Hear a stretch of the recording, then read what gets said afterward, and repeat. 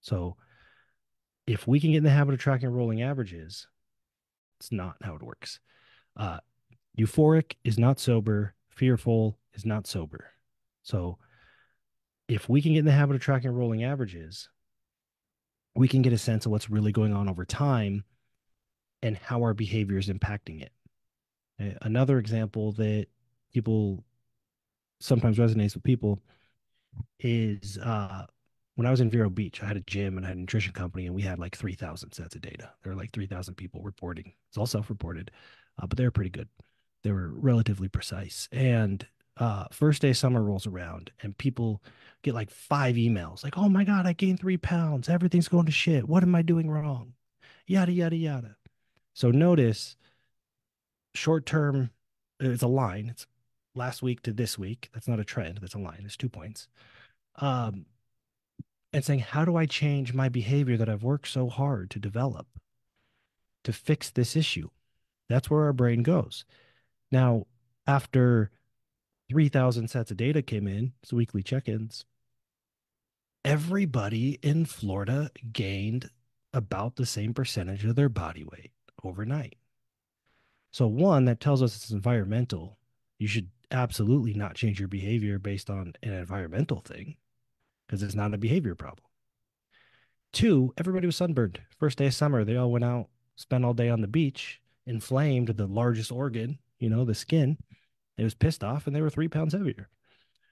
But you see how these single data points, without zooming out and getting a rolling average, uh, you start pulling levers that have nothing to do with the output.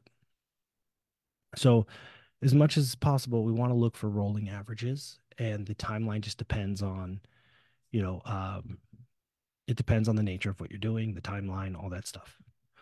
So, is it week to week? Is it month to month? Is it year to year? Is it quarter to quarter? Is it decade to decade? It just depends on the nature of the thing that you're tracking.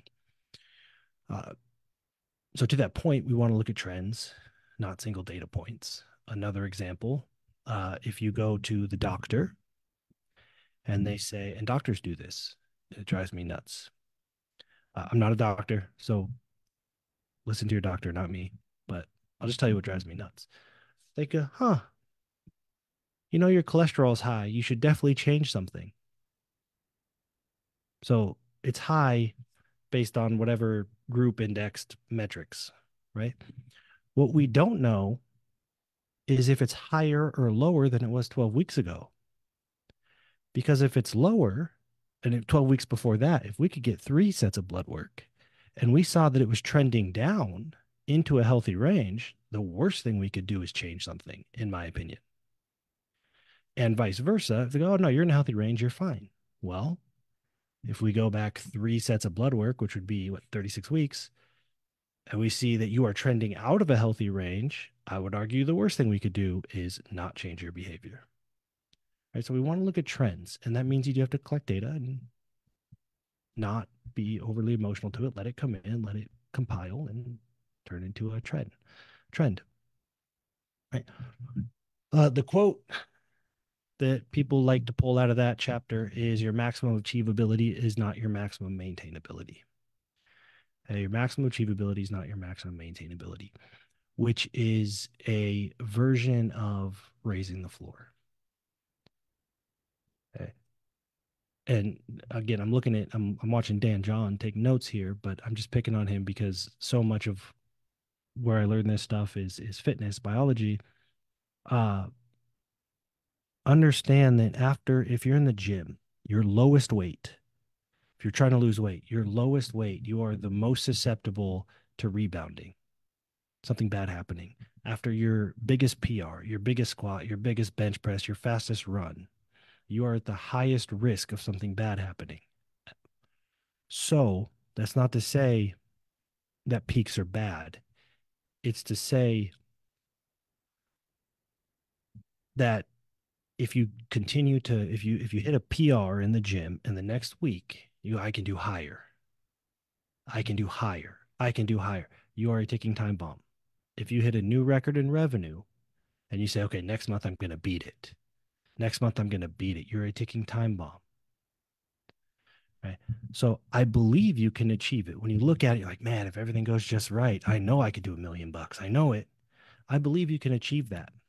But if you can't maintain it, it's going to be a lot worse for you than what you probably think. And so how do we determine sustainability? And the sustainability is the floor. Because, and I'll get into all this, because by definition, okay, we're using evidence. It's called the science of hindsight, and we're going to talk about that in a minute. By definition, the best you have ever done is the best you have proven you can do. Can you do better? Maybe. But if we look back and we look at all the evidence, I'm sure there's a bunch of, I was sick that day. I could have done better. Sure, maybe that's true. But the evidence says this is the best you have been able to do ever. And you've only done it one time. It's your best. So out of the gazillion times you've done this, out of the 6 years you've been in business, this is your best month. That's what all the evidence says. You've done it one time out of all of these attempts. It's really hard to do better than your best, and the evidence says you're not very likely to do so. However, if you look at your worst month or your worst performance in the gym or your worst day, guess what the evidence says? You are likely to do better than that almost every single time. So it's much easier to do better than your worst. And if your ceiling maintains the same and your floor goes up, what happens? The rolling average improves. Okay, so hopefully that makes sense.